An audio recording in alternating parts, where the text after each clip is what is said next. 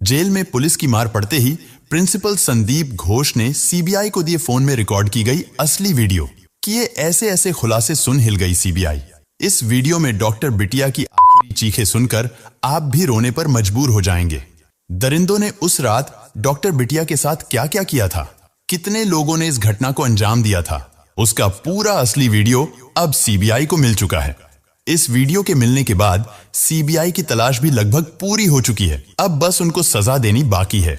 Kolkata doctor बिटिया के case में सीबीआई के हाथ सबसे बड़ी लीड और अहम सुराग लग चुका है।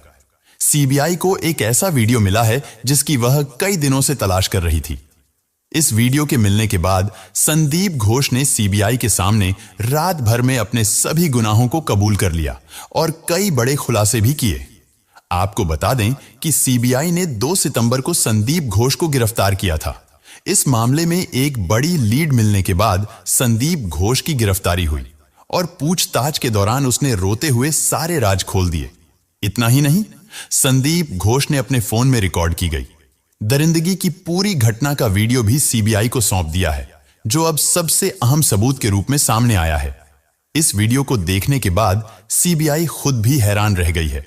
दोस्तों, यकीन मानिए, कोलकाता डॉक्टर बिटिया के केस को लेकर जो बातें सामने आई हैं, उससे यह तो पक्का हो गया है कि जल्द ही डॉक्टर बिटिया के दरिंदों को फांसी होने वाली है। संदीप घोष को अब तक कौन बचा रहा था? ममता सरकार ने संदीप घोष को कितनी बार बचाया, यह भी पता चल चुका है।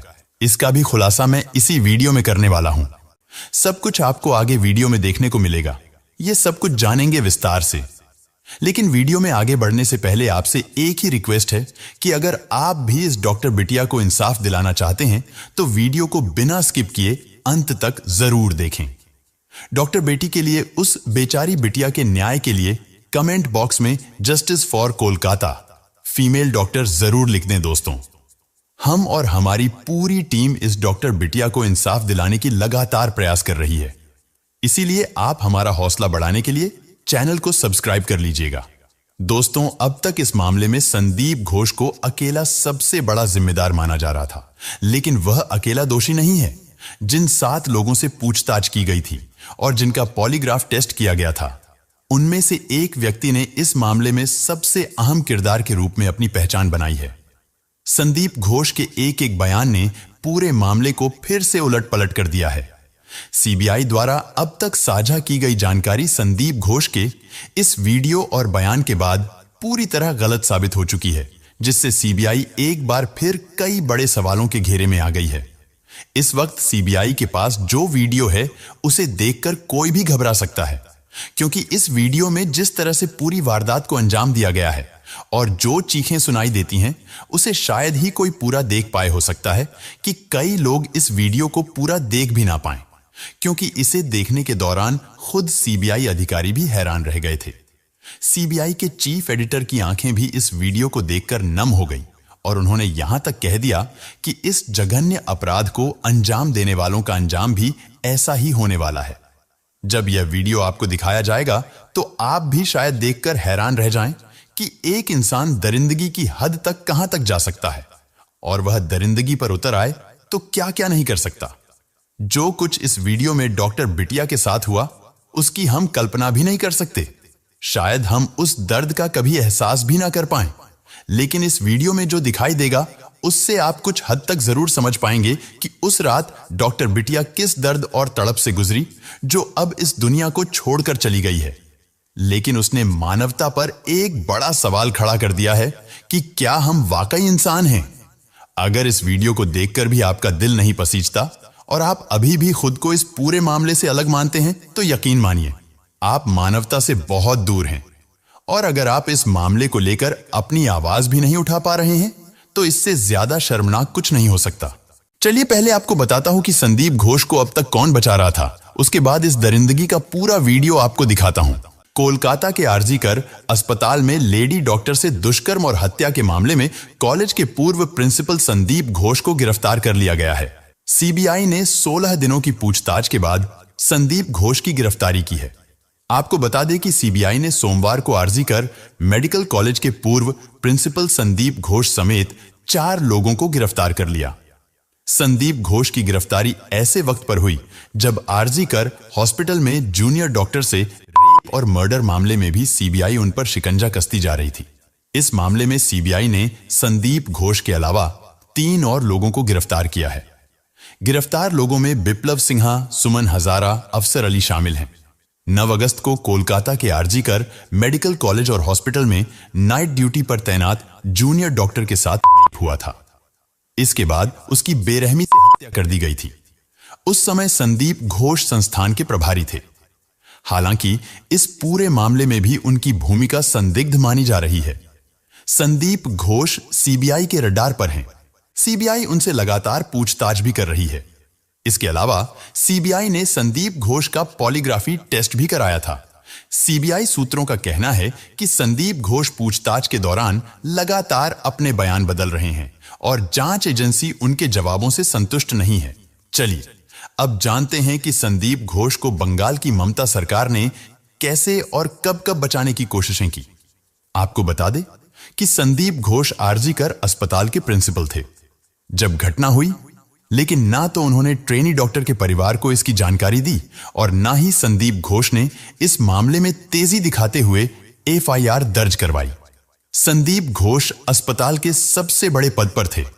ऐसे में परिजनों की गैर मौजूदगी में उनकी जिम्मेदारी बनती थी कि मामले की पूरी जानकारी होते हुए वह खुद से एक्शन लेकर एफआईआर करवाते, लेकिन उन्होंने ऐसा नहीं किया। यहां तक कि ट्रेनी डॉक्टर के परिजनों को इस मामले की जब जानकारी दी गई तो इसे आत्महत्या बताया गया। नहीं, मेरी लड़की ने सुसाइड कर दिया है, ये खबर आई है हॉस्पिटल से। हम जब जाते हैं वहां हमको 3 घंटा खड़े रखा। घटना के सामने आने के बावजूद संदीप घोष पर कोई कार्रवाई नहीं हुई और ना ही उनसे इस्तीफा मांगा गया। यहां तक कि उनके खिलाफ एक्शन को लेकर कोई कदम नहीं उठाए गए। हद तो तब हो गई जब संदीप घोष ने इस्तीफा दिया भी, लेकिन उसे स्वीकार नहीं किया गया। और तो और संदीप घोष को Kolkata national medical college and hospital का प्रिंसिपल नियुक्त कर दिया गया। सीधे शब्दों में कहे तो डिमोशन या पनिशमेंट की जगह संदीप घोष का प्रमोशन कर दिया गया। संदीप घोष का प्रमोशन किसके इशारे पर हुआ या उन्हें बचाने की कोशिश किसने करवाई, इसकी जांच होना बाकी है। उनके अंडर में कर्मचारी रहे अख्तर अली ने संदीप घोष पर आर्थिक घोटालों और मेडिकल वेस्टेज को बेचने जैसे कई गंभीर घोटालों के आरोप लगाए हैं। वो बहुत ही करप्टेड आदमी है। वो आरजी कर मेडिकल कॉलेज में स्टूडेंट लोगों को फेल कराना, टेंडर ऑर्डर देकर के 20% कमीशन लेना और ये हॉस्टल वगैरह अलॉटमेंट में पैसा लेना और स्टाफ सिलेक्शन कमीशन, मतलब आरजी कर में जो भी काम होता था, पोस्टिंग हो, ट्रांसफर हो, हाउस स्टाफशिप हो, सब जगह वो पैसा खाते थे। सिर्फ यही नहीं, गेस्ट हाउस में जूनियर जो स्टूडेंट है उन लोगों को बैठ करके शराब वगैरह पिलाते थे और उन स्टूडेंट लोगों से आंदोलन भी करवाते थे। मतलब एक माफिया राजा बोल सकते हैं। मैंने अपनी पूरे कैरियर में इतना गंदा इंसान नहीं देखा। जिसके बाद उनके ऊपर सीआईडी और ईडी दोनों ने ही जांचें शुरू कर दी है। लेकिन क्या यह संभव है कि एक संस्थान के सर्वोच्च पद पर बैठा व्यक्ति यह सब कुछ कर रहा हो और किसी को भनक ना लगे, खास करके राज्य की एजेंसियों को? अख्तर अली ने यह भी दावा किया कि उन्होंने संदीप घोष के घोटालों की शिकायत राज्य सरकार में ऊपर तक की थी, जिसके बाद संदीप घोष पर तो कोई एक्शन नहीं हुआ। उल्टा अख्तर अली का ही ट्रांसफर मुर्शिदाबाद कर दिया गया। मतलब यह पहला मौका नहीं जब संदीप घोष को बचाने की कोशिशें की गई। ममता बनर्जी सरकार की इस लाडले को कौन बचा रहा है, इसकी लिस्ट लंबी है। हाल ही की घटना को देखें तो डॉक्टर के रेप और हत्या केस खुलने के बाद जब सीबीआई ने इस केस की बागडोर संभाली तो ममता सरकार ने एसआईटी का भी गठन कर इसकी जांच कराना शुरू कर दिया। गौर करने वाली बात है कि जब मामले की सीबीआई जांच चल रही है तो एसआईटी का गठन करने का क्या मतलब है?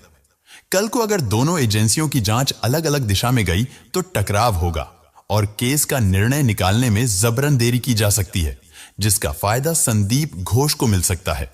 अदालती मामलों में जांच के नाम पर टाला मटोली अक्सर आरोपियों के लिए फायदेमंद हो जाती है और ऐसे कई उदाहरण हैं जिनमें मामला ठंडा होने पर अक्सर आरोपियों को क्लीन चिट भी मिलते देखी गई है। फिलहाल लाख कोशिशों के बाद भी इस बार संदीप घोष नहीं बच सका। ममता सरकार जिस दरिंदे को बचाने की लगातार कोशिश कर रही थी, उसे सीबीआई ने गिरफ्तार कर जेल में डाल दिया। आपको बता दें कि संदीप घोष ममता बनर्जी का लाडला था। उसके जन्मदिन पर ममता बनर्जी उसे चिट्ठी लिखा करती थी और यही वजह है इस दरिंदे की गिरफ्तारी के बाद हर कोई ममता बनर्जी से इस्तीफा मांग रहा है। सीबीआई ने संदीप घोष को कई अहम सबूतों के आधार पर गिरफ्तार किया था। सबसे पहले उस चश्मदीद गवाह ने जिसने इस घटना को अपनी आंखों से देखा था, संदीप घोष के बारे में महत्वपूर्ण सुराग दिए थे। इन्हीं सुरागों के आधार पर सीबीआई ने 2 सितंबर की देर रात संदीप घोष को गिरफ्तार किया। गिरफ्तारी के बाद सीबीआई ने 12 घंटे तक पूछताछ की, जिसमें संदीप घोष ने रोते हुए अपना सबसे अहम कबूलनामा कर लिया। उसने पूरी रात की घटना का एक-एक वीडियो सीबीआई को सौंप दिया और वारदात की पूरी बात साफ साफ सामने रखी। जब सीबीआई अधिकारियों ने यह सब सुना तो वे भी चकरा गए और उन्हें महसूस हुआ कि अब तक की जांच किस दिशा में चल रही थी, जबकि असल मामला कुछ और ही था। इस मामले में डॉक्टर बिटिया के साथ उस रात दरिंदगी जरूर हुई थी, लेकिन संदीप घोष ने स्पष्ट किया है कि दरिंदगी करने का इरादा उनमें से किसी का भी नहीं था। उनका मकसद सिर्फ इतना था कि किसी भी तरह डॉक्टर बिटिया का मुंह बंद किया जाए, ताकि वह आर्जी कर अस्पताल के अंदर चल रही अवैध गतिविधियों के बारे में कोई बात ना करें। संदीप घोष ने बताया कि उसने पहले कई बार डॉक्टर बिटिया को इस मामले से दूर रहने की सलाह दी थी। यहां तक कि उसने यह भी कहा था कि अगर वह चाहे तो इस मामले को रफा दफा करने के लिए कुछ पैसे ले ले, लेकिन डॉक्टर बिटिया ने इन सब बातों को खारिज कर दिया और साफ कहा कि अगर यह अवैध गतिविधियां बंद नहीं हुई तो वह इस मामले को आगे उठाएगी। इस घटना में संदीप घोष अकेला नहीं था, कोलकाता की कई बड़ी हस्तियां भी शामिल थीं। जब संदीप घोष ने इन लोगों को बताया कि एक ट्रेनी डॉक्टर को इस पूरे मामले की जानकारी हो चुकी है, तभी इस पूरी साजिश की योजना बनाई गई थी। यानी कि 8 अगस्त की रात जो हुआ वह पूरी तरह से पहले से योजना बनाकर की गई वारदात थी। इस पूर्व नियोजित अपराध का मुख्य उद्देश्य था कि डॉक्टर बिटिया जो जानती थी वह किसी और को ना बता सके। इसी कारण उसे उस रात खामोश करने के लिए यह जघन्य कृत्य किया गया। जब सीबीआई ने संदीप घोष से आगे की दरिंदगी के बारे में पूछा तो उसने स्वीकार किया कि हां, उस दरिंदगी के दौरान वह खुद भी शामिल था और घटना स्थल पर मौजूद था। उसके इस दावे के बाद सीबीआई भी भ्रमित हो गई, क्योंकि उन्हें समझ नहीं आ रहा था कि वह क्या कहना चाहता है। संदीप ने बताया कि उस दिन सेमिनार हॉल में वे अकेले नहीं थे, बल्कि पहले से ही 5 लोग वहां मौजूद थे। उन 5 लोगों में 4 आरोपी थे जो कोलकाता की कई महत्वपूर्ण हस्तियों में शामिल थे और 5वां वह खुद था। वे सभी सेमिनार हॉल में रात 8 बजे से ही डॉक्टर बिटिया का इंतजार कर रहे थे, क्योंकि उन्हें पता था कि वह हर दिन लगभग 26 घंटे की ड्यूटी के बाद सेमिनार हॉल में ही सोने आती थी। इस साजिश को अंजाम देने के लिए 2 दिन पहले ही सेमिनार हॉल की कुंडी तोड़कर अलग कर दी गई थी, ताकि ना तो बाहर से कोई दरवाजा बंद कर सके और ना ही अंदर से। इसी योजना के तहत यह पूरा घटनाक्रम किया गया। इस वारदात की सबसे महत्वपूर्ण बात यह थी कि सेमिनार हॉल के बाहर लगे सीसीटीवी कैमरे को भी कुछ दिन पहले पूरी योजना के तहत हटा दिया गया था। जब संदीप घोष से आरोपी संजय रॉय के बारे में पूछा गया तो उसने बताया कि संजय रॉय पहले इस घटना में शामिल नहीं था, लेकिन बाद में उसे फोन कर बुलाया गया था। संजय रॉय 4:30 पर आर्जी कर हॉस्पिटल में अपनी बाइक से पहुंचा, जिसका सीसीटीवी फुटेज पहले ही सामने आ चुका था। उस फुटेज में देखा जा सकता है कि वह बहुत तेजी और घबराहट में हॉस्पिटल में दाखिल हुआ और सीधा सेमिनार हॉल की ओर गया। बाद में जब यह बात खुली तो संदीप घोष ने खुद कहा कि उसी ने फोन करके संजय रॉय को बुलवाया था, ताकि डॉक्टर बिटिया को ठिकाने लगाने का काम पूरा हो सके। इस मामले में कई महत्वपूर्ण सबूतों को भी नष्ट करना था, इसलिए उसने संजय रॉय को बुलाया। लेकिन संजय रॉय ने भी मौके का फायदा उठाते हुए अपनी हवस को शांत करने का प्रयास किया, जिसका सबूत पोस्टमार्टम रिपोर्ट में भी देखा गया। आरोपी संजय रॉय ने डॉक्टर बिटिया की टांगों को 90 डिग्री तक फाड़ने की कोशिश की। पहले की गई दरिंदगी में डॉक्टर बिटिया का मुंह बंद करने के लिए 2 लोग उस पर चढ़ गए थे, जिससे उसकी कॉलर बोन की हड्डी टूट गई थी। लगातार घूंसे मारकर उसके चेहरे को बिगाड़ दिया गया था, जिससे उसकी आंखों में चश्मे के टूटे हुए टुकड़े घुस गए थे, जो कि पोस्टमार्टम के दौरान भी देखे गए थे।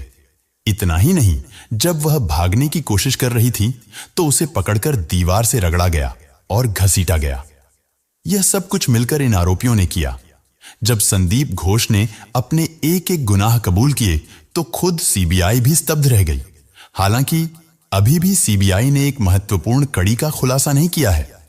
सीबीआई का मानना है कि इस मामले में कई बड़ी चीजें जुड़ी हुई हैं और यह मामला राजनीति तक पहुंच गया है। इसका मतलब है कि इसमें शामिल बड़ी हस्तियों के नामों का उजागर होना केस के लिए बहुत संवेदनशील हो सकता है और शायद इसी वजह से अब तक उन लोगों के नाम सामने नहीं आए हैं। लोग लगातार सवाल कर रहे हैं कि क्या वास्तव में इसमें किसी का नाम सामने आया है। हां, इसमें कई लोगों के नाम शामिल हैं, लेकिन वे अब तक संदिग्ध की भूमिका में हैं। जैसे ही नाम स्पष्ट होते हैं, सीबीआई तुरंत गिरफ्तारी करने में कोई कसर नहीं छोड़ेगी, भले ही राज्य सरकार इसमें ढिलाई बरत रही हो। लेकिन केंद्र सरकार और सीबीआई इस मामले में पूरी तरह से सख्त हो चुकी है। इस मामले की जांच पड़ताल तेजी से चल रही है और जल्द ही सभी आरोपियों के नाम उजागर किए जाने वाले हैं। जी हां, हम आपको यह भी बता दें कि इन लोगों के नाम जल्द ही उजागर किए जाएंगे, ताकि देश और दुनिया के लोग यह समझ सकें कि कोई भी आरोपी बच नहीं सकता। लेकिन जब तक इस मामले में पूरी तरह से न्याय नहीं होता, हमें अपनी आवाज को दबाना नहीं चाहिए और ना ही चुप रहना चाहिए। हम केवल सीबीआई के काम पर भरोसा करके नहीं बैठ सकते। हमें यह याद दिलाते रहना होगा कि अभी तक इस मामले में न्याय नहीं मिला है और न्याय में देरी भी अन्याय के बराबर होती है। इसलिए आप सभी से अनुरोध है कि कमेंट बॉक्स में अपनी आवाज बुलंद करें और जस्टिस वी वांट जस्टिस लिखें। इससे यह स्पष्ट हो जाएगा कि हम सभी एकजुट हैं और इस मामले में न्याय की मांग कर रहे हैं। भले ही आपको वीडियो पसंद ना आए, आप इसे लाइक ना करें, लेकिन अगर आप चाहते हैं कि इस मामले से जुड़ी जानकारी आप तक पहुंचे तो आप चैनल को सब्सक्राइब कर सकते हैं। हमारा आपसे अनुरोध है कि कमेंट बॉक्स में अपनी बात जरूर रखें, क्योंकि यह हम सबके लिए बेहद जरूरी है। धन्यवाद।